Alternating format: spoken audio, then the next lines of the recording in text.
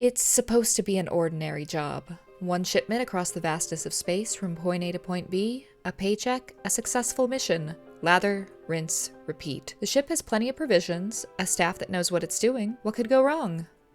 What could go wrong? Y'all, what the heck did I just play?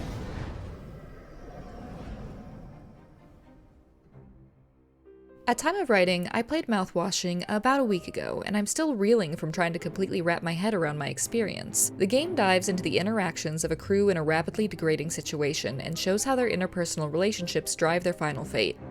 The setup. You're alone in the control room of the Tulpar, warned about a potential upcoming meteor collision, but between the autopilot and your own navigation, it should be a fairly avoidable situation. That's not an option you get as a player, though. Instead, you drive your character to head straight for it, disengage autopilot, and wander your way through a ship slowly descending into a maddening fever dream. I loved this as a setup to the game, though I was shocked at such a stark event being the opening. What happened to drive the character to such desperation? What happened over the last period of time to make crashing it the only way out? Was there some monster aboard, a la Alien? Was there something horribly wrong or bad about the shipment this freighter was carrying? How could someone see crashing their only protection from the uncaring void outside as the best possible solution? From here, the game jumps back and forward in time, showcasing that the crash itself was just a key point in the story, not the beginning or the finale. And here, we'll begin to discuss.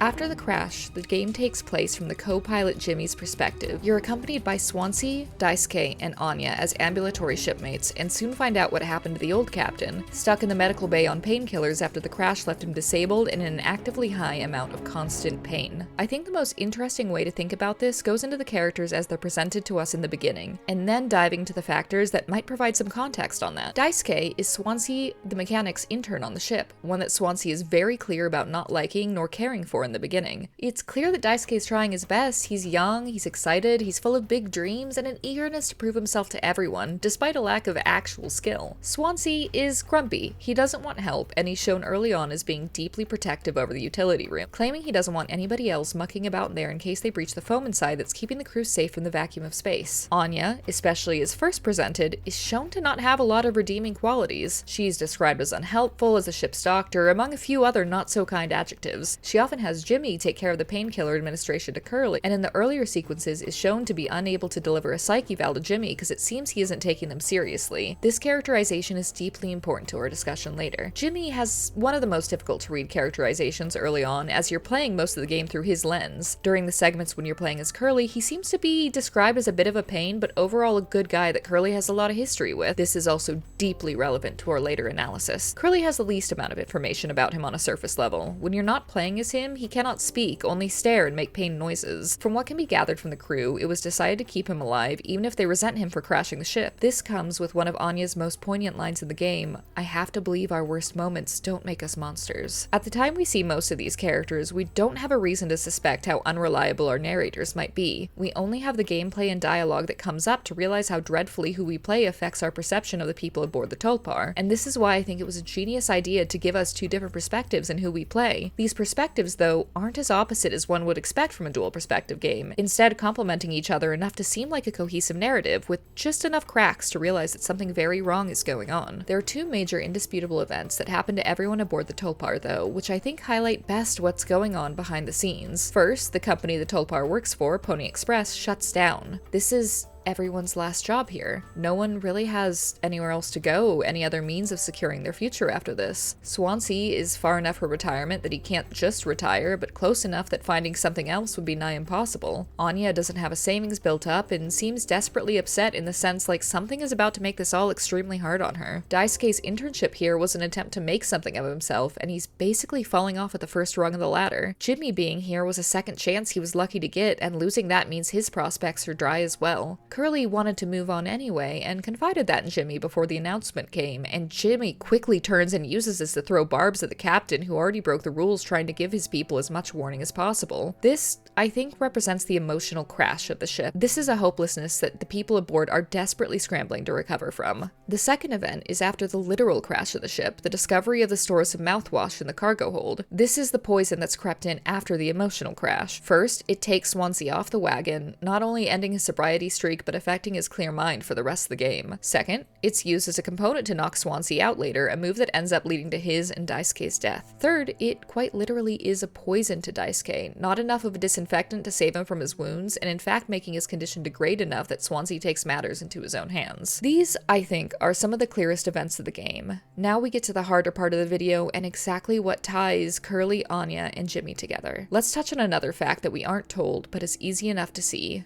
Curly's injuries are bad. Like, that much is obvious. The ship's crash left him in such a state that it's a miracle he's alive. And knowing what we do, Anya doesn't have much more than a first aid kit and painkillers at her disposal. This isn't trivial, or the work of someone who's at all lazy, not qualified, or incompetent. It's glossed over, but it's starkly different from what Jimmy tells us about her. Curly having to step in and perform one of the psych evals earlier is curious too. It's Jimmy's. Anya is frustrated with having to do his, because last time he noted something sexual and weird to show he wasn't taking it very seriously. On his own, this is just him being annoying, but in the larger picture, it's showing a bigger pattern of how he treats her. Jimmy has segments later in the game that emphasize his need to take responsibility for everyone he's wronged on the ship, but this never comes up in regards to Anya, the closest time being when she's locked herself in a room with Curly and everyone thinks she's going to kill him. It's not about her.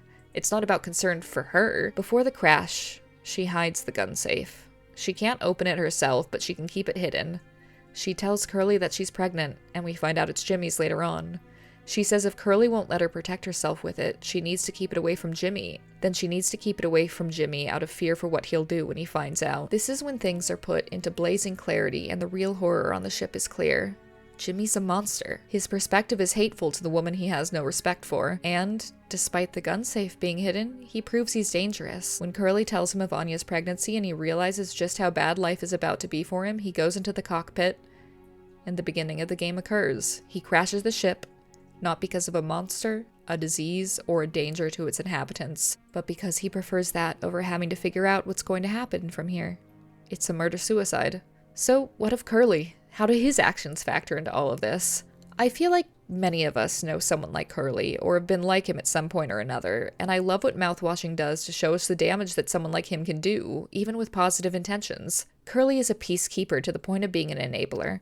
His biggest focus is to keep the group moving towards one cohesive goal together, no matter what. I think my favorite depiction of the symbolism of all this are the views Anya and Curly have of the sky screen as they look upon it together. Curly sees it for its overall value, saying he prefers to look at the big picture as opposed to the little flaws.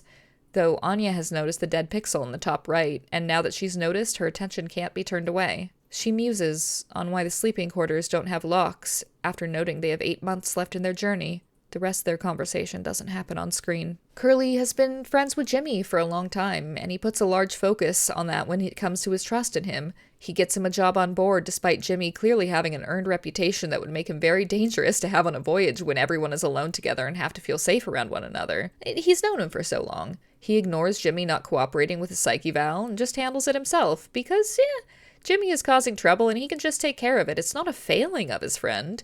It's just that he knows him better. He forgets to think about evaluating Anya because she never asks, so it's not a problem to take care of.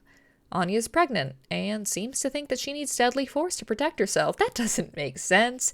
Curly and Jimmy are friends. He'll just talk to him about it. Everything will be fine. Anya's just overreacting. And he tells Jimmy. And Jimmy then attempts to kill them all. I don't think it's a mistake that the situation Curly is in afterwards is a place where he spends most of his time with Anya, and often is depicted completely at Jimmy's mercy. A thing for Jimmy to interact with from Jimmy's perspective. The two things Jimmy obsesses over in that room aren't Anya and Curly, but Anya's fetus, which he sees as a small horse sometimes and a monstrous one at others, and Curly's role as captain. Once all this information is on the table, we see Jimmy's descent past this point. When Daisuke dies, Jimmy confronts Swansea about seeing the fixed-up cryopod in the utility room. We find out that Swansea doesn't care much for surviving off the ship, and it's far more likely he was saving the pod for Daisuke. Then, Jimmy is suddenly convinced he's in danger despite Swansea being fairly calm, and rushes to get the gun, causing Curly to start laughing. My assumption here is Curly sees the situation for what's really going on, and has finally realized keeping Jimmy away from the gun is the right choice after all. From Jimmy's perspective now, Swansea is suddenly chasing him with an axe, and he shoots Swansea in self-defense, but that's far from how the game shows his actual death, tied to a chair in the utility room, helpless, lamenting that he couldn't save Daisuke before Jimmy shoots him at point-blank range. He then waits, feeds himself and Curly a piece of Curly's own leg while he sees hallucinations of his dead crewmates, finally finally saying how good of a captain he is, takes Curly to the cryopod and begins to freeze him before turning the gun onto himself off-screen. The final act of taking responsibility.